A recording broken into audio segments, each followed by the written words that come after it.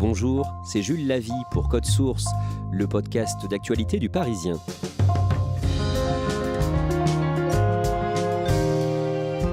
Le vendredi 17 juin, RMC et BFM TV ont annoncé se séparer de leur présentateur star, Jean-Jacques Bourdin. Le journaliste de 73 ans avait largement contribué à relancer la radio RMC et il s'était fait connaître d'un large public avec ses interviews politiques sans concession.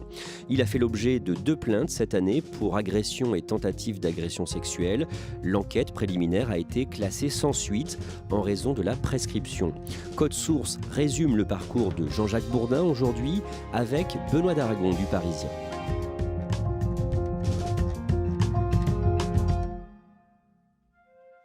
Benoît Daragon, vous êtes journaliste au service Récit du Parisien. Vous avez longtemps été spécialiste média au sein du service Culture. Jean-Jacques Bourdin a donc 73 ans, il a 3 enfants nés de 2 unions. Il est né le 15 juin 1989 à Bois-Colombes, près de Paris, mais il grandit dans le sud, dans le Gard, à Alès, dans une famille bourgeoise. Oui, c'est pas de la grande bourgeoisie, mais c'est une famille où on ne manque de rien. Son père a une entreprise de textile, il est bonnetier, et sa mère est femme au foyer puisqu'elle s'occupe de ses 5 enfants. Il n'est pas très bon élève et il aime faire la fête. Il a son bac, ce qui est déjà pas mal, et après il s'inscrit à l'université à Grenoble. Il préfère jouer au poker, sortir, courir les jeunes filles plutôt que d'étudier. D'ailleurs, il va très vite arrêter ses études supérieures. Au début des années 70, quand il a la vingtaine, son premier métier est représentant de commerce. Oui, il travaille un temps pour les assurances UAP. Ensuite, il travaille pour l'entreprise de son père pour essayer de vendre les produits de l'entreprise familiale à des magasins de vêtements. Il va ensuite travailler pour un site de vente par correspondance qui ressemble à la Redoute. Bref, il est tout le temps sur les routes avec une Simca 1000. Il dort dans des hôtels, il va manger dans des restaurants routiers. Voilà, il a le contact très facile et ça lui plaît, c'est son univers et il aime ça, rencontrer des gens, discuter, tenter de leur vendre des choses. Il adore le sport, il lit le journal L'Équipe tous les jours et il cherche à y entrer. Il essaie de faire jouer une relation, un ami de la famille qui est président de la Ligue nationale de football à ce moment-là. Mais ça ne marche pas, l'équipe ne veut pas de lui. Et finalement, Benoît Daragon, il va trouver un moyen de faire ses débuts à la radio RTL en 1975 quand il a 26 ans. Oui, l'oncle de sa petite amie de l'époque travaille à RTL.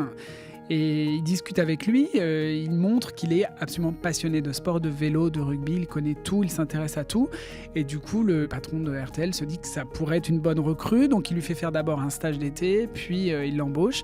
Et c'est comme ça que Jean-Jacques Bourdin va devenir un pilier, une des grandes voix des sports de RTL. Il va couvrir le Tour de France à plusieurs reprises, le tournoi des 5 nations. Il va aussi faire la Coupe du Monde de 1982 ou les JO de Moscou. Donc voilà, il va être au cœur des événements de la fin des années 70, début des années 80. Benoît Daragon, à cette époque de sa vie, Jean-Jacques Bourdin est tellement séducteur que ça devient un sujet de compétition avec l'un de ses collègues du service des sports. Oui, il s'en cache pas d'ailleurs, il raconte ça de façon assez libre dans les couloirs de RTL. Ils font le concours du slip jaune, ça veut dire que celui sur le Tour de France qui a le plus de conquêtes féminines emporte le slip jaune, évidemment en référence au maillot jaune. Il y a aussi le slip vert de celui qui séduit le plus vite. Enfin bref, tout ça c'est des blagues évidemment de potache, mais Jean-Jacques assume et ça fait beaucoup rire. Après le service des sports, à partir de 1982, Jean-Jacques Bourdin présente les journaux du matin. Au début des années 90, il passe au journal de 13h.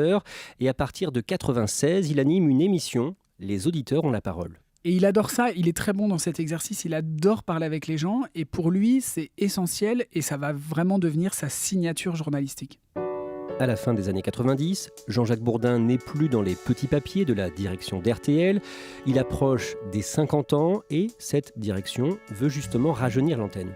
Oui, ils ont écarté Philippe Bouvard des grosses têtes pour la même raison, c'est qu'il était trop vieux à leurs yeux. Et donc Jean-Jacques Bourdin, qui est aussi un peu ingérable, qui voudrait être directeur de la rédaction, ils vont l'écarter et il va beaucoup en souffrir de se sentir totalement inutile. Il est poussé vers la sortie, il quitte RTL et il va rester au chômage pendant 8 mois. Comment il vit ça ? Très mal.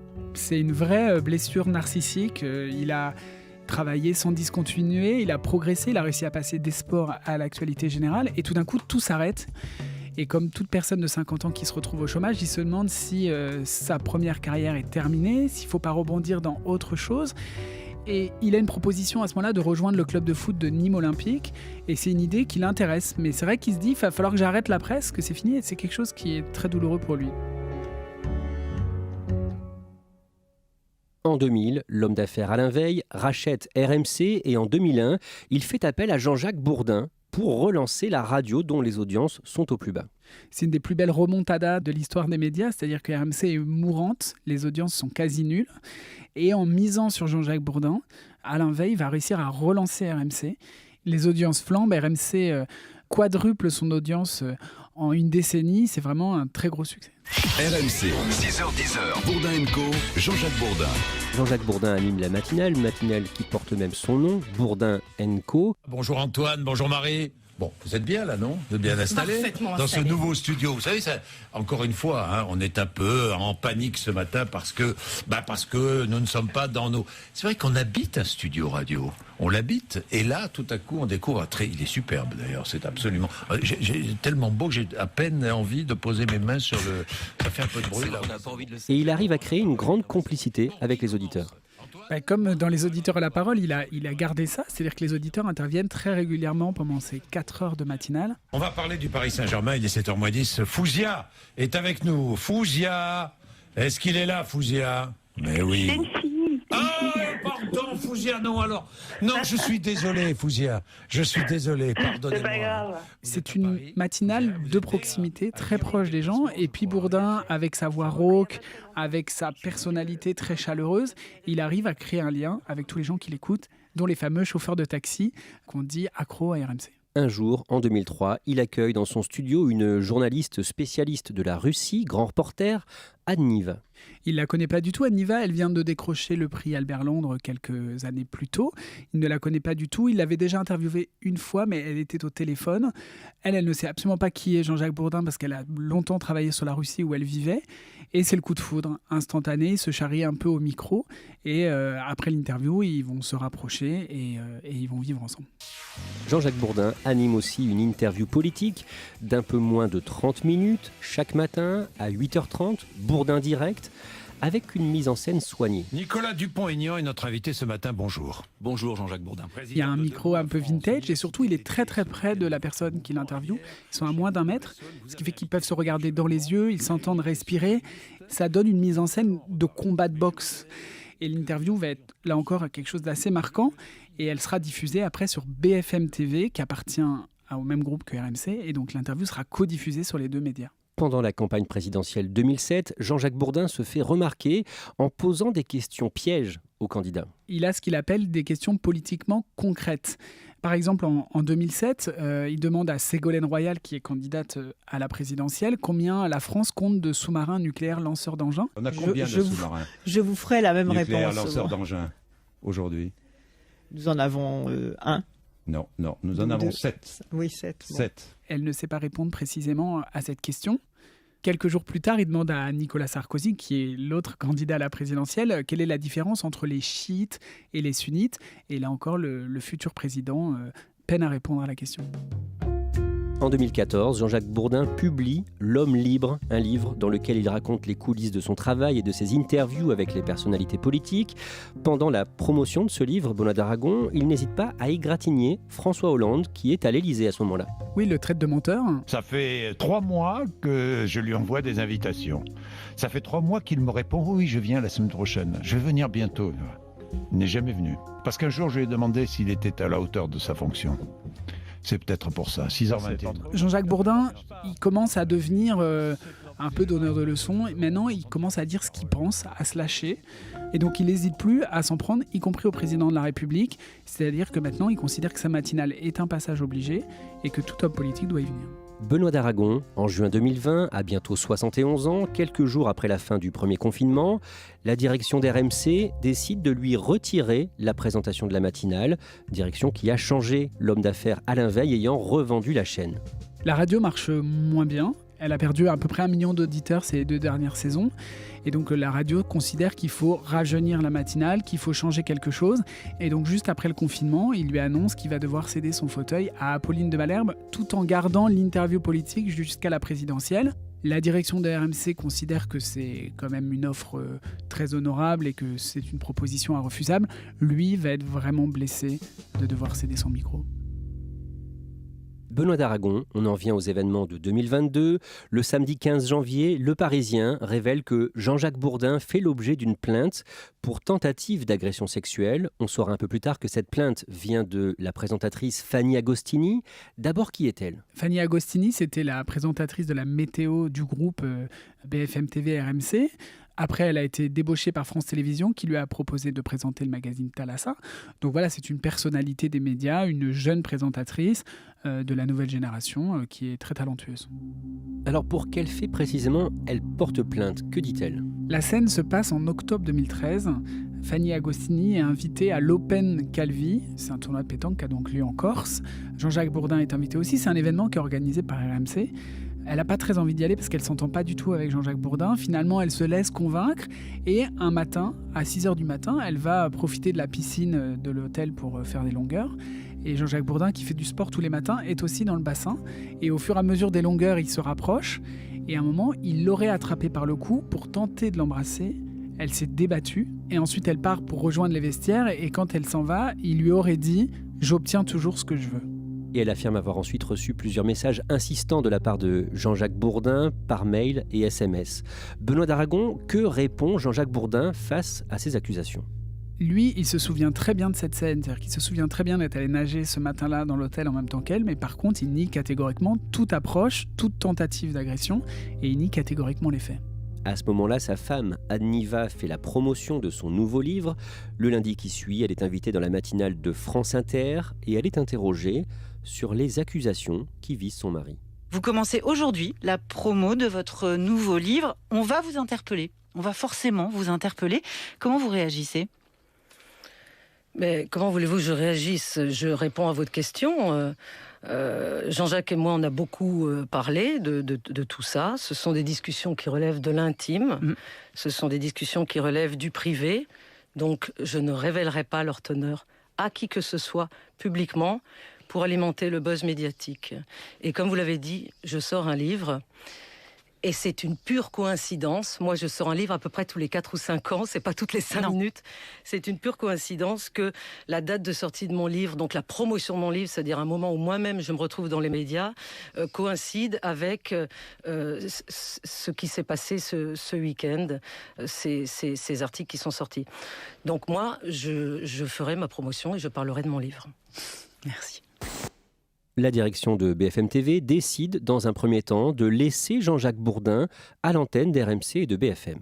Marc-Olivier Fogiel, qui est le patron de BFM TV, considère que cette plainte n'empêche pas Jean-Jacques Bourdin de faire son métier. Et donc, dans un premier temps, ils vont maintenir Jean-Jacques Bourdin à la tête de son interview matinale. Le mardi, le 18 janvier, Jean-Jacques Bourdin présente la première émission spéciale présidentielle 2022 de BFM TV, La France dans les yeux. Ça se passe à Uzerche, en Corrèze. Il y a là des dizaines de Françaises et de Français assis sur des chaises autour du plateau. Et son invité est la candidate LR, Valérie Pécresse. Elle a hésité à venir ?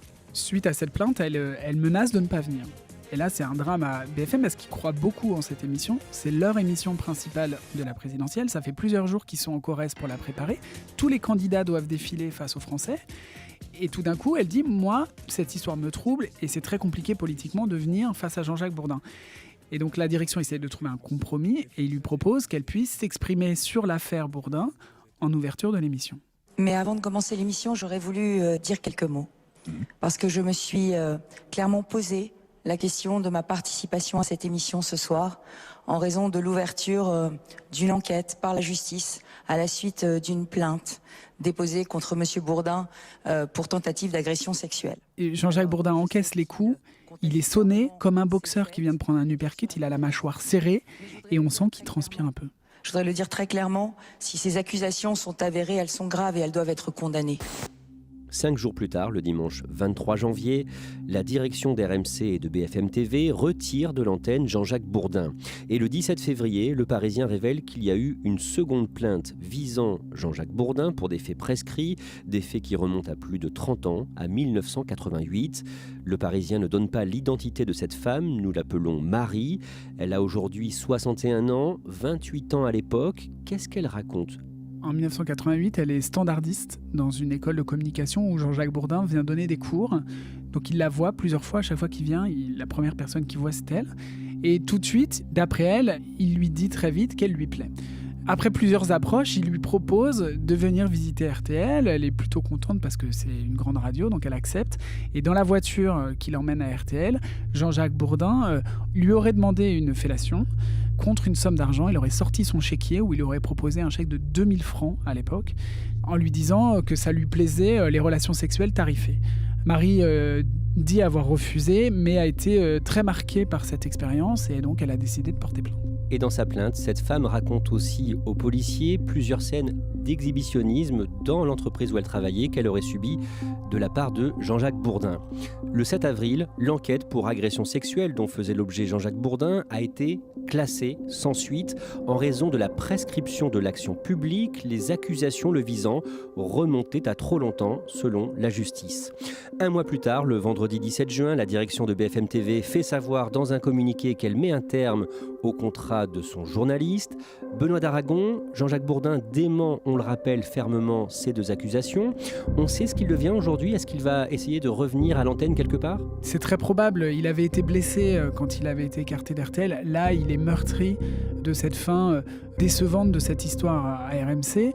Juste après l'annonce de la fin de son contrat, il a tweeté qu'il était parti pour de nouvelles aventures. Donc oui, il est très probable qu'on le retrouve assez rapidement sur un autre média.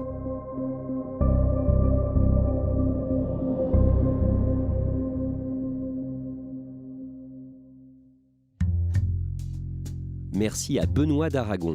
Cet épisode de Code Source a été produit par Lola Sotti, Raphaël Pueyo et Sarah Abni. Réalisation, Julien Moncouquiol. Code Source est le podcast d'actualité du Parisien. Un nouvel épisode chaque soir de la semaine. Pour n'en rater aucun, n'oubliez pas de vous abonner sur votre application audio préférée. Vous pouvez bien sûr toujours nous écouter sur leparisien.fr. N'hésitez pas à nous contacter sur Twitter, @codesource, ou à nous écrire codesource@leparisien.fr.